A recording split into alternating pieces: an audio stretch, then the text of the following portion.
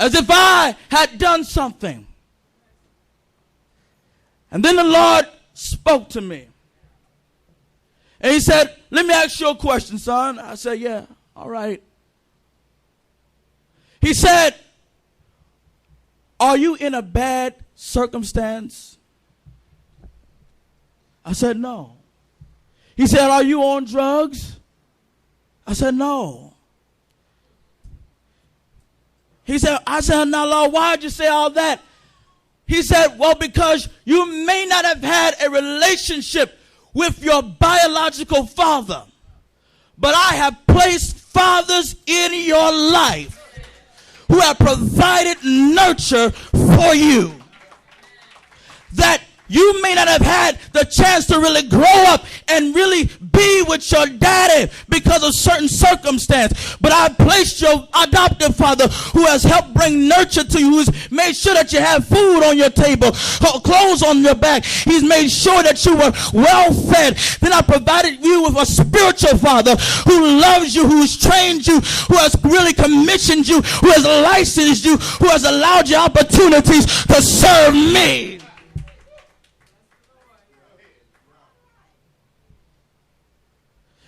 He said, so you must be thankful that you are not in the condition that most young people are in.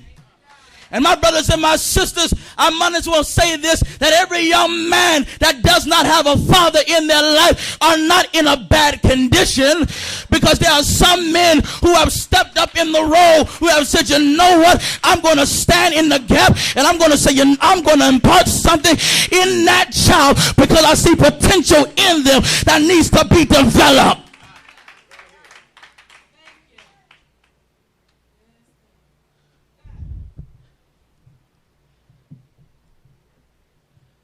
And my brothers and my sisters, we have one great example, not only in the Philadelphia region, but even as one is making history now.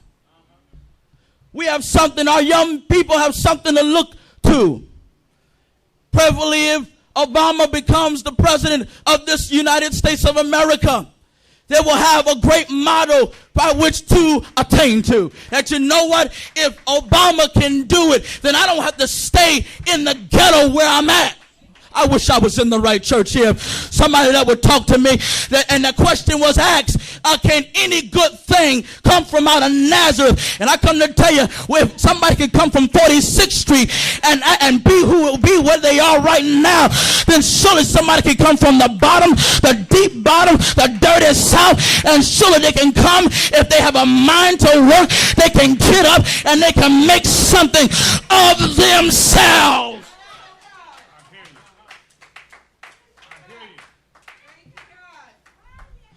There are no excuses. There are no excuses. I remember talking to my grandmother one night, and we were talking, and she said to me, she said, son, with all this love that you have, there's no way that you can be a failure.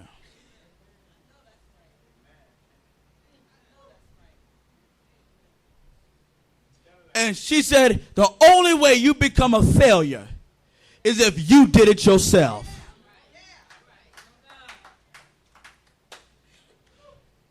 Because when the opportunities are presented, then you must be willing, you must look at it, and although it may be a challenge,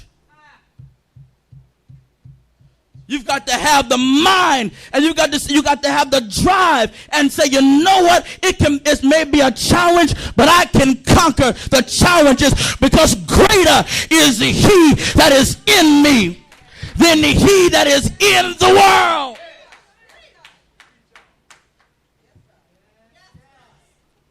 I thank God for my connections. Thank God for Pastor who has so encouraged greatness within me.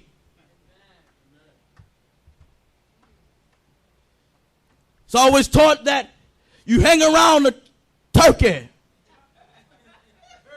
gonna get your head cut off.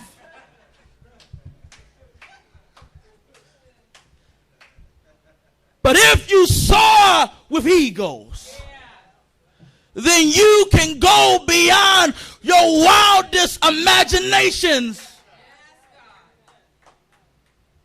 And my brothers and my sisters, we are living in a time of deferred dreams,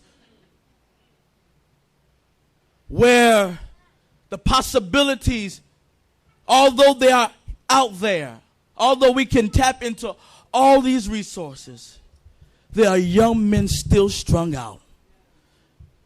There are young men still in need of help. And we need fathers that will stand up and say, you know what? I will take responsibility and help where they're needed.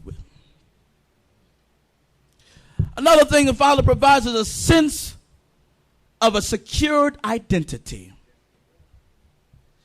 You know, we need fathers to help us, let us know that you are who you are by God's divine. Not because of who you are, but because of who God is. Let me read to you something that I came across as I was researching and doing the message. It's called An Identity of Their Own by Kyle Gabriel. Here's what it says. Your children are not your children. They are the sons and daughters of life's longing for itself. They come through you, but not from you. And though they are with you, they belong not to you. You may give them your love, but not your thoughts, for they have their own thoughts. You may house their bodies, but not their souls, for their souls dwell in the house of tomorrow, which you cannot visit, not even your dreams. You may strive to be like them, but seek not to make them like you. For life goes not backward, nor tarries with yesterday.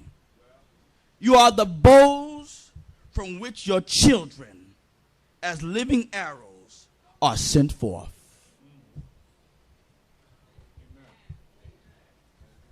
When you provide, when the Father is there, it can provide a sense of identity that you are a man, you are a young man, you are a young woman, and that you can be anything if you put your mind to it.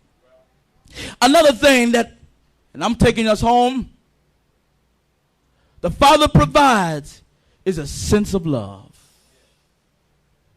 And this love is not like any other love. This love is unconditional in its nature. That you can make the biggest mistake of your life, but when you come back home, the Father will love you. And you know, some fathers may try to reject you. And some fathers may say, well, you shamed the family's name. But like the prodigal son,